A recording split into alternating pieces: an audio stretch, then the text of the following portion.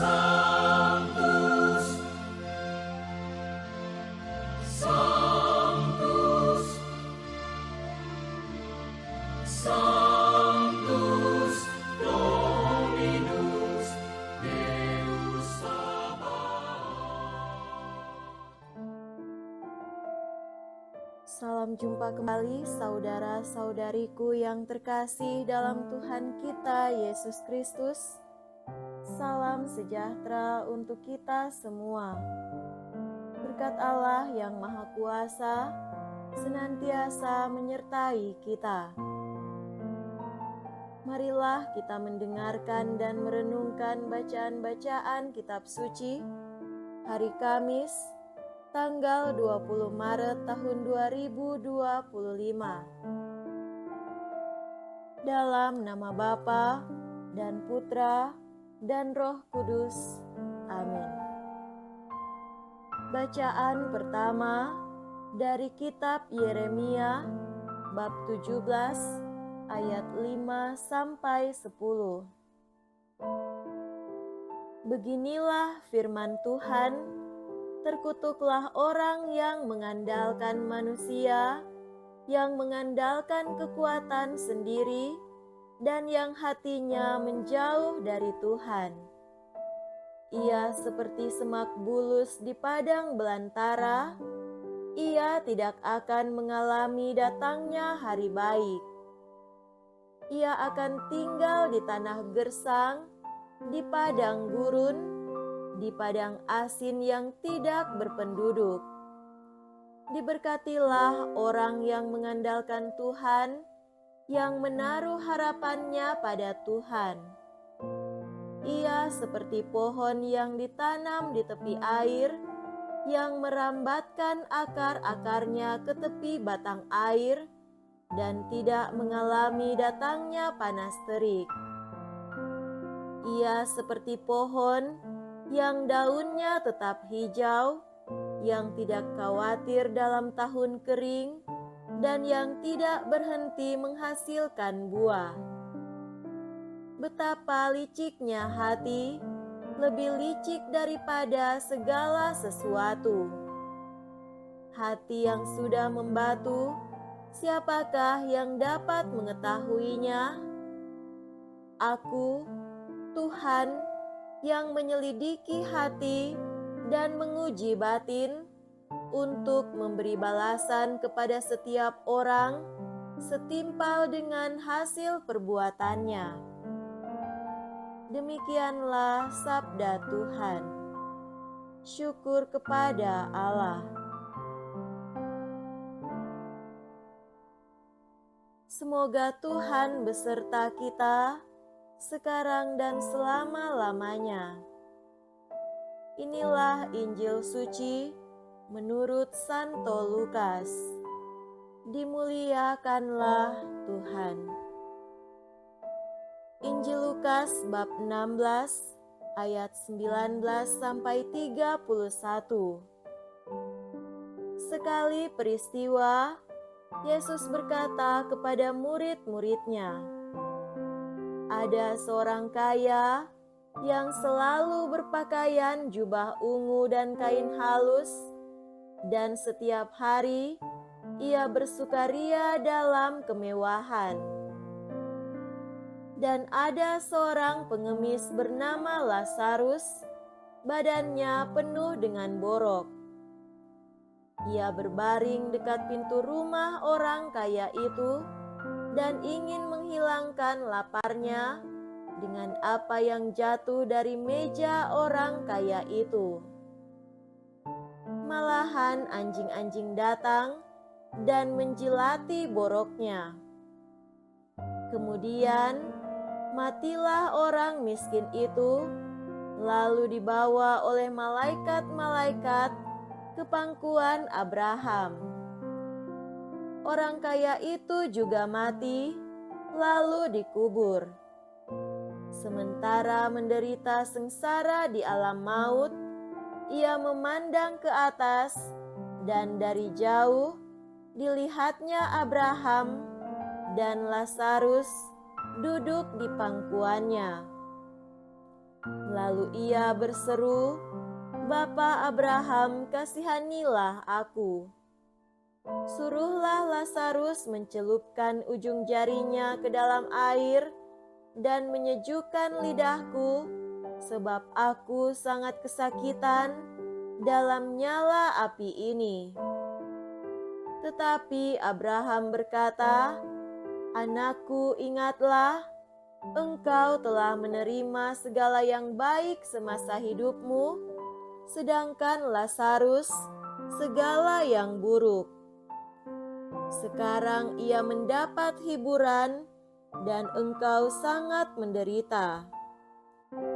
Selain daripada itu, di antara kami dan engkau terbentang jurang yang tak terseberangi, sehingga mereka yang mau pergi dari sini kepadamu, ataupun mereka yang mau datang dari situ kepada kami, tidak dapat menyeberang." Kata orang itu, "Kalau demikian, aku minta kepadamu Bapa, supaya engkau menyuruh dia ke rumah ayahku, sebab masih ada 5 orang saudaraku, supaya ia memperingatkan mereka dengan sungguh-sungguh, agar mereka kelak jangan masuk ke dalam tempat penderitaan itu." Tetapi kata Abraham, "Ada pada mereka kesaksian Musa dan para nabi, baiklah mereka mendengarkan kesaksian itu." Jawab orang itu, "Tidak, Bapa Abraham. Tetapi jika ada seorang yang datang dari antara orang mati kepada mereka, mereka akan bertobat."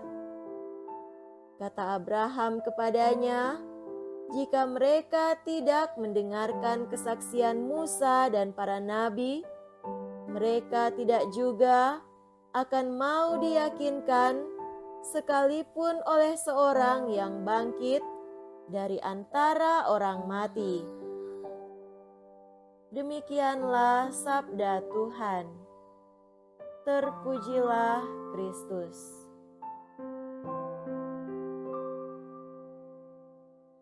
Saudara-saudariku yang terkasih dalam Tuhan kita Yesus Kristus, tema renungan kita pada hari ini adalah orang bersahaja dimuliakan. Orang kaya dalam kisah Lazarus tadi, karena merasa sudah terjamin hidupnya, menjadi buta dan tuli terhadap Allah, sesama dan dunia sekitarnya. Orang miskin justru karena kemiskinannya mau tak mau hanya mengandalkan Allah semata. Orang kaya itu berjubah ungu, berpakaian halus dan bersukaria dalam kemewahan. Kain halus adalah bahan pakaian dalam yang diimpor dari Mesir. Jubah ungu adalah pakaian yang biasa dikenakan raja dan para bangsawan kaya raya. Sedangkan Lazarus adalah nama Yunani dari istilah populer Ibrani atau Aram, El-Azar, yang berarti Allah menolong.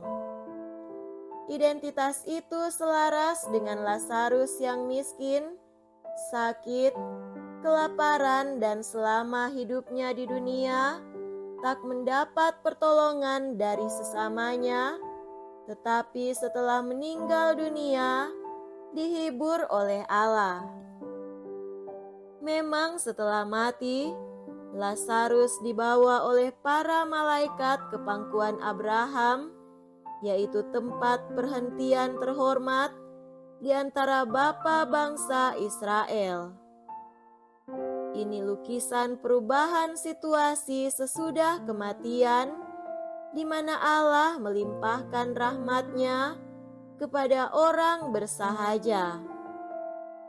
Saudara terkasih, orang kaya itu pun setelah mati mengalami situasi yang berbeda di mana ia diam di Hades, yaitu tempat siksaan yang diperuntukkan bagi orang berdosa. Karena itu, ia minta belas kasihan Abraham agar Lazarus mencelupkan ujung jarinya ke air untuk menyejukkan lidahnya. Menurut keyakinan orang dulu, kehausan merupakan salah satu siksaan berat yang dialami orang-orang di tempat siksaan definitif yang tak bisa diubah lagi. Sebab ungkapan terbentang jurang yang tak terseberangi mengacu pada jurang raksasa yang tak terjembatani, yaitu hidup dalam berkat dan hidup dalam siksaan. Ia terpaksa menerima kenyataan itu dan mulai memikirkan keluarganya. Ia meminta agar Lazarus menginsafkan mereka sehingga bertobat dan beroleh hidup berahmat.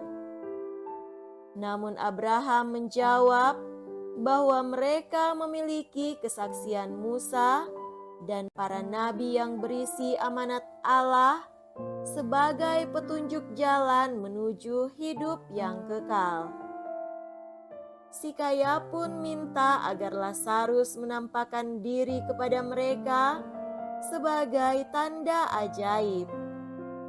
Namun Abraham menjawab bahwa tanda ajaib pun tak akan menghasilkan apa-apa bagi orang yang hatinya tertutup, tak mau bertobat, dan tak mau menaati amanat Allah. Orang kaya itu memang tidak mengusir dan berbuat kekerasan terhadap Lazarus, tetapi meski setiap hari melihat penderitaan Lazarus, ia tak tergerak hati untuk menolongnya. Kesalahannya karena ia tak peduli terhadap orang yang sedang menderita. Saudara-saudariku yang terkasih dalam Tuhan kita Yesus Kristus, kita kadang-kadang masih ragu apakah Tuhan betul-betul akan memperhitungkan kepedulian kita pada sesama yang menderita, padahal Yesus telah menjawabnya lewat perumpamaan orang kaya dan Lazarus. Kita adalah pengikut Kristus zaman ini yang seharusnya terus peduli terhadap sesama yang menderita dan membutuhkan bantuan. Marilah kita membuat janji tiada hari tanpa peduli. Semoga Tuhan menolong kita dalam usaha baik ini. Amin. Dalam nama Bapa dan Putra dan Roh Kudus. Amin.